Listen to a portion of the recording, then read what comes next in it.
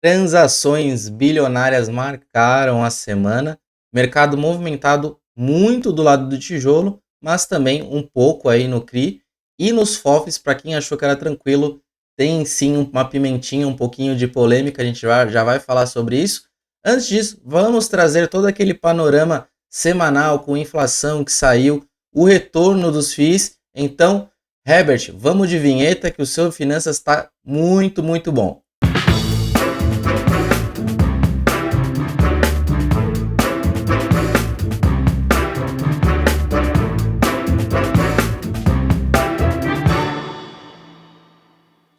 E seja muito bem-vindo, muito bem-vinda a mais um programa Fiz e Finanças que nós fazemos para você ficar muito bem informado de uma opinião direta e isenta dos principais acontecimentos desse mundo que a gente ama tanto. Mas antes, já quero garantir o meu like. Sim, incentive o Clube FI e eu também a continuar fazendo esse programa e que ele cresça cada vez mais. E sem mais delongas, vamos à notícia mais importante, não da semana, do ano. A Black Fi já começou aqui no Clube Fi e você já pode acessar o maior desconto da história do Clube Fi. Sim, 30% em toda a plataforma do clube e você ainda vai garantir e desbloquear aí 4 prêmios que estão bem legais.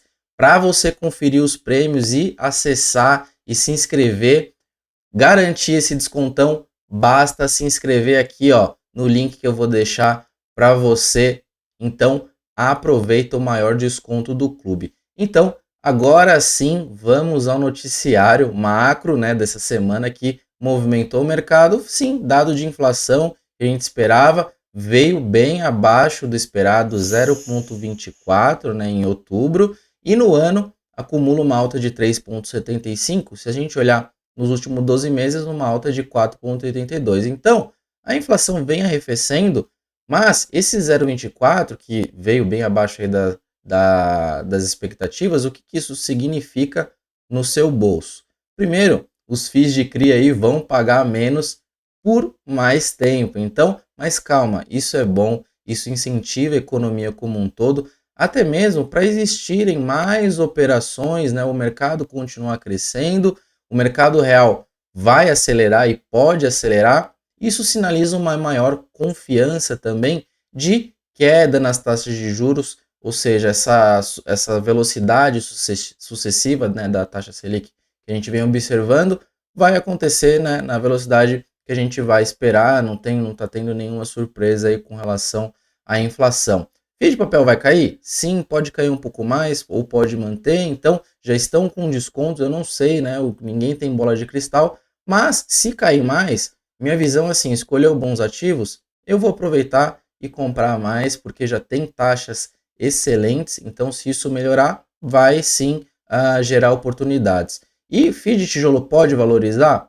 Sim, é uma tendência, ainda mais com a curva NTNB, a curva que a gente acompanha toda semana aqui, fechou um pouquinho, isso ajuda. E a gente olha esse movimento da semana, a gente teve a queda das curvas de juros futuras para uma taxa de 5,64, então deu também uma arrefecida aí nas taxas de juros de longo prazo, e com isso a gente observou uma ligeira valorização do IFIX, mais expressiva sim, claro, nos fundos de tijolo. E para você que acompanha o FIIs e Finanças, entende esses movimentos de taxas de juros, risco, não te surpreende que os tijolos puxaram essa valorização, né? Então, me conta aqui nos comentários se você já entendeu essa mecânica que eu venho trazendo aí já há algumas semanas. O IFIX fechou com uma valorização não muito expressiva, 0,55 na semana, e só quando a gente olha os segmentos, né, só o segmento de varejo,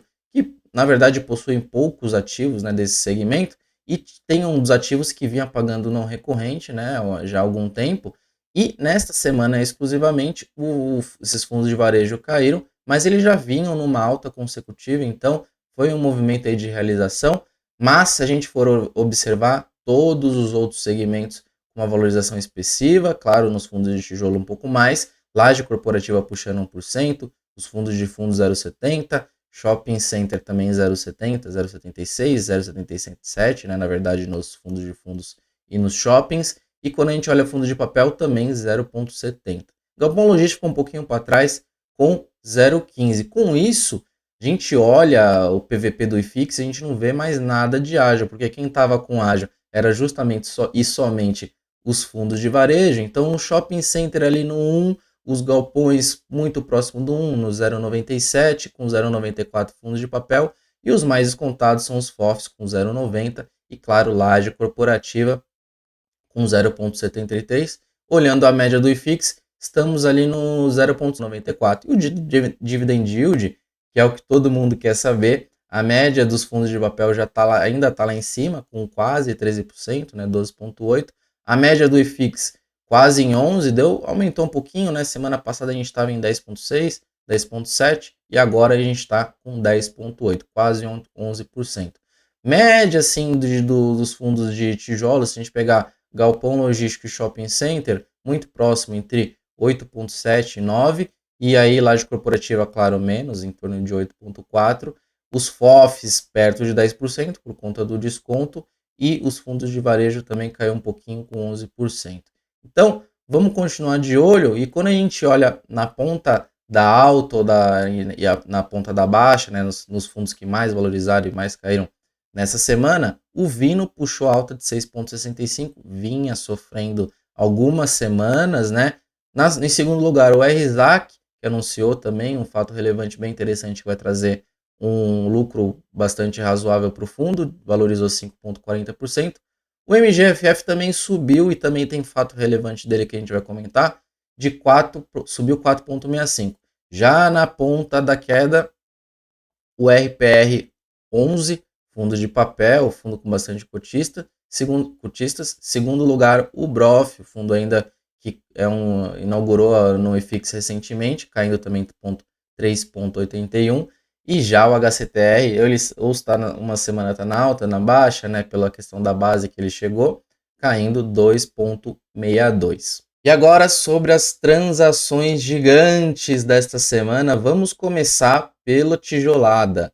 Venda do BRCR 11, vendeu 5 ativos pelo valor de quase 800 milhões, 755, vendendo o famoso BFC, o edifício Brazilian Financial Center, localizado ali na Paulista, um edifício bem icônico, né, com uma localização bem legal. Vendeu também o Buriti, com a localização ali no Jabaquara, também um classe B. Vendeu também o Cidade Jardim, excelente ativo, localizado ali no Itaim Bibi. E também o Transatlântico, localizado na Chucre. Seguindo nas vendas, Volkswagen, localizado ali no Jabaquara. Então, esses 5 ativos, esses 755 milhões, a gestão estima um cap rate de aproximadamente 8%. E aí ele coloca, até vou ler aqui, ele coloca ainda é possível que a transação poderá ser acrescida de uma parcela complementar, a depender da eficiência encontrada na estrutura a ser adotada. Vai entender o que quis dizer aí e o que vai ser, né? Eu também não entendi. O preço a ser pago à vista vai ser 70% à vista e os outros 30% em 2 parcelas anuais, de 12 e depois 24 meses. E aí ele colocou, eu achei bem bacana, os motivos dessa venda que eu já sabia, né? O principal é a alavancagem, mas vamos ver aqui, eu também vou ler os motivos. Ele coloca aqui, primeiro motivo, desinvestimento parcial dos ativos maduros. Legal, comprou, maturou, entendeu que já está ok, venda. Precificação da transação representou um valor superior à marcação do valor justo. Então, eu lendo esses dois motivos, então desempenho parcial em ativos maduros. Então, quem comprou não vai ter upside porque já comprou maduro. E em segundo lugar, a precificação representou um valor superior à marcação de valor justo. Então, quem comprou caro? Calma, a gente já vai falar. Terceiro, o fundo possui cerca de 920 milhões data base de setembro em obrigações financeiras relacionadas à aquisição de ativos, o que representa um LTV de 20%, líquido de 21%, Obrigações financeiras atuais representam 67% do fundo, possuem vencimento previsto para 2024. Então, tá aí o motivo real, né, da transação, ao meu ver. A alavancagem alta, o fundo se respira, né, porque quase 1 bilhão ali de dívida, 920 milhões, e também temos uma quarta justificativa. Vamos ler. Dada a conjuntura econômica, as expectativas da Selic do mercado para a taxa atual Selic terminal de 2024, próxima a 9, o que resultaria um custo de dívida ainda superior a representar os seus ativos. Isso daí a gente já sabe, já desde o ano passado, que a expectativa já era essa, né? Então, até aqui, vamos lá. O fundo opta por realizar um desinvestimento parcial do seu portfólio com foco na redução da alavancagem financeira. Já tinha falado lá no item 3. Então, qual que foi o lucro da operação? Pode pôr o grilinho de novo, né? Ninguém sabe o lucro da operação e ele coloca aqui, também vou ler, o impacto será oportunamente informado após o fechamento da transação. Então ele não vai informar o lucro, porque provavelmente ainda pode mudar o valor. E quem que vai comprar isso? A Valora, sim, com seu primeiro FII de tijolo. Eles são bem tradicionais em FIIs de CRI, tem lá o Vigir, o Vigip também, o VGHF, né, com uma estratégia mais de hedge fund, de FOF. Então, fazem excelentes trabalhos. Comprar esses ativos, vamos ver agora o trabalho da reciclagem, né, desses ativos. Alguns ativos podem ter um upside maior, outros eles estão numa tese, não sei, talvez de mais longo prazo. Então vamos aguardar o closing, né, o chamado da Faria Lima Close, o fechamento dessa transação, para a gente ver qual que realmente foi o lucro do BRCR nessa operação. E no segundo movimento também de troca de ativo e dinheiro, e eu falo porque troca de ativo e dinheiro, no caso do BRCR, você não está trazendo novos ativos para o mercado, só está trocando de dono ali do BTG para a Valora. No caso do RBVBI, é dentro do mesmo dono. Por quê? O RBVBI vai aglutinar aí o BLMR, o BLMC, o MORI e o MORC. Eles divulgaram ali o contexto geral da operação. O RBVBI atualmente é um FOF, vai virar multi-estratégia engolindo esses 4 fundos. Vai ter convocação da GE, vai ter essa segunda emissão de cotas. O BLMR é um FOF com um volume bem pequeno de 200 milhões, também tem um pouquinho de CRI, algumas operações ali de private equity, né? E o BLMC tem FII de CRI, majoritariamente, também gerido atualmente pelo BTG.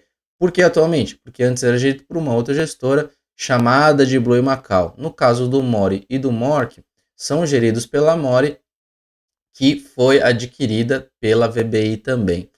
Caso de aprovação em todos esses fundos, os 4 subscrevem a oferta do RBBI, realizam a integração, né, mediante essa compensação de créditos, detidos, claro, contra o RBBI. Então, a gente coloca aqui na tela a mecânica, né, das cotas e que o fundo divulgou entrando, né, dentro do RBBI. E se a gente for recapitular o passo a passo, primeiro, os fundos eles vão compensar os créditos contra o RBBI e eles recebem cotas, né, do RBBI. Já no segundo passo, os fundos são liquidados e entregam cotas do RBBI para os cotistas atuais e em terceiro lugar, os cotistas atuais dos fundos se tornam, né, de volta, claro, os cotistas do RBBI. Para isso tudo acontecer, vai haver uma movimentação de quase 800 milhões de reais. E a segunda grande movimentação que vai acontecer foi uma GE convocada também para deliberar a alienação de 100% das cotas do MGFF, claro, pago através de integralização de cotas para o VGHF11. Ou seja, cada cota do MGFF vai ser trocada por aproximadamente 7,84 cotas do VGHF. Claro que ainda isso pode mudar até a data ali de concretização desse negócio. E Danilo, por que polêmica? Você falou de polêmica no início do vídeo. Porque quando há integralização de cotas de um fundo, por exemplo, você está com um preço médio maior que o valor da liquidação, o que acontece é que você, por uma interpretação da lei, você não pode considerar como prejuízo. A lei ela não é clara porque você não está vendendo as cotas, o fundo ele está sendo liquidado. Essa burocracia e essa má interpretação que é possível na lei está presente na lei 18.668, do artigo 18 e 19, onde consta que esse IR recolhido na fonte, ele fala lá sobre uma tributação exclusiva. Então, o argumento é que não é possível você conseguir registrar isso como prejuízo para bater, claro, nos seus lucros futuros, que é o que você quer. E a lei fala sobre ganho de capital e não fala sobre o tratamento desses prejuízos quando há esse resgate de cotas.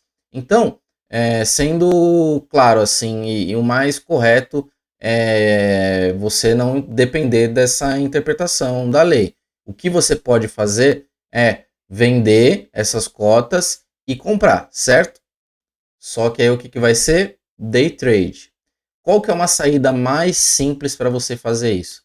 Venda no final do pregão, ali no finalzinho, antes de fechar, e compra na abertura pelo preço mais próximo possível, né? Pode ter uma diferença ali de spread de abertura e de fechamento, é um risco que você vai correr, mas você vai garantir aí o prejuízo que você vai compensar ali de lucros futuros. E mais dinheiro que foi trocado, nesse caso vai ser dinheiro novo realmente, trocado assim de dinheiro novo para dinheiro de fundo imobiliário dentro de novos ativos que vão ser comprados.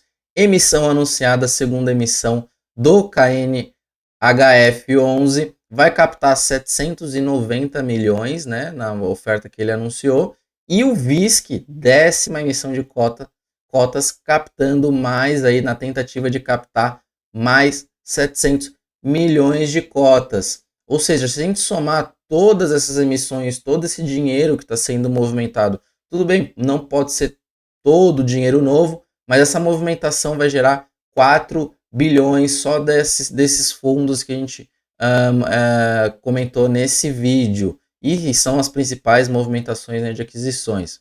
Então, vamos acompanhar os próximos passos aí, a concretização da venda ali do BRCR, e você vai ficar tudo por dentro aqui, né? Eu vou te trazer essas atualizações todas as semanas. Então, muito obrigado, curta o vídeo e até a próxima. Um grande abraço e tchau, tchau.